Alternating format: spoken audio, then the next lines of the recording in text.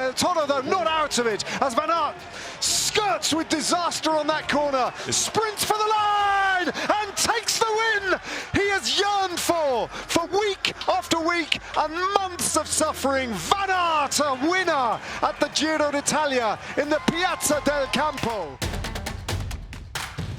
The second and final individual time trial in the 2025 Giro d'Italia, an all-Tuscan affair, setting out from the heart of Lucca, over 28.6 predominantly flat kilometres, to a finish in Pisa, in the shadow of the Leaning Tower itself. An opportunity for the time trial specialists to sniff out a stage win, and for those riders who had taken a knock in the general classification on the Stadato stage to make gains on their opponents. Alexander Krieger then, from Tudor Pro Cycling, the first of 171 riders off the start ramp, with Michael Hepburn going shortly after that, the Australian specialist time trialist. And after him, on dry roads, Ethan Hayter as well, looking to improve on his performance in the individual time trial in Tirana. The weather forecast would be of great interest as the afternoon went on, but on dry roads it was Hepburn and Hayter who was setting the best pace early on. After that, Edoardo Affini, one of the early starters in the European Champions jersey. And as Ethan Hayter approached the checkpoints, he was going fastest of all, and Edoardo Affini out on the road just a little bit down on the pace of the British time trial specialist. A couple of scary moments for Daan Hoole, the Dutch national champion, early on, but as he approached the checkpoints, we got a sense that Daan Hoole was going extremely well. The big Dutch rider turning a big gear, well suited to this flat course on these dry roads.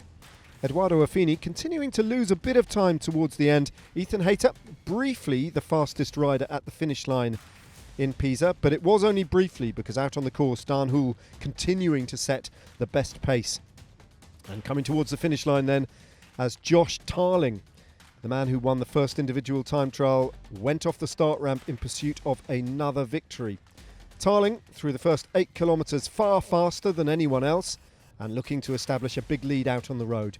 Daan Hoole, coming to the line in Pisa though, had ridden a brilliant second half of the time trial to take the best time from Ethan Hayter.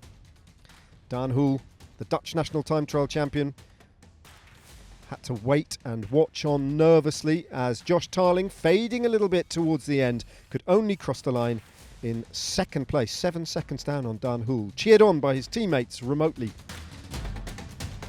After that, it was Mattia Cattaneo who put in a fine performance, not really threatening though to take the time of Daan Hoole.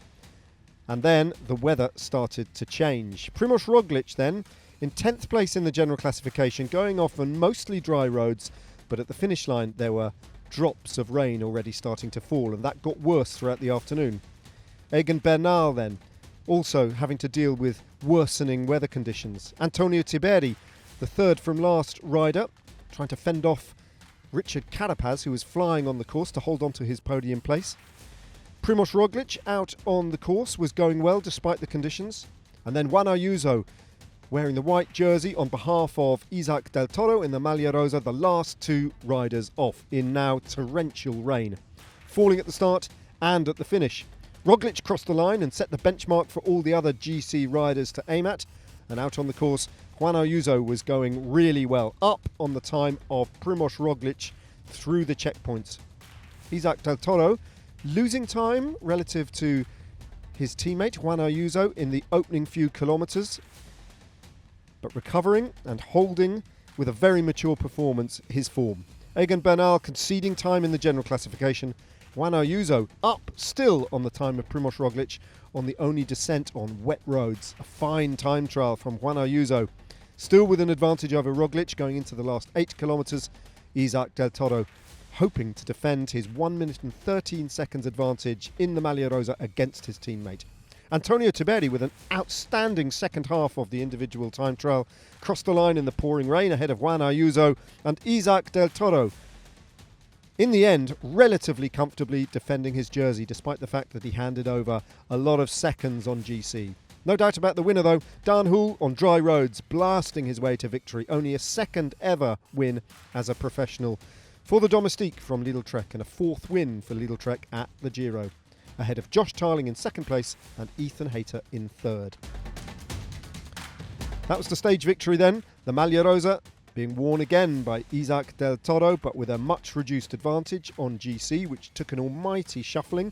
Juan Ayuso still in second, Tiberi in third, Primož Roglič now from 10th up to 5th at 118.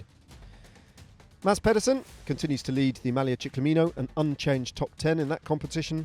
And there were no King of the Mountains points today, so Lorenzo Fortunato still has the same lead in the blue jersey standings.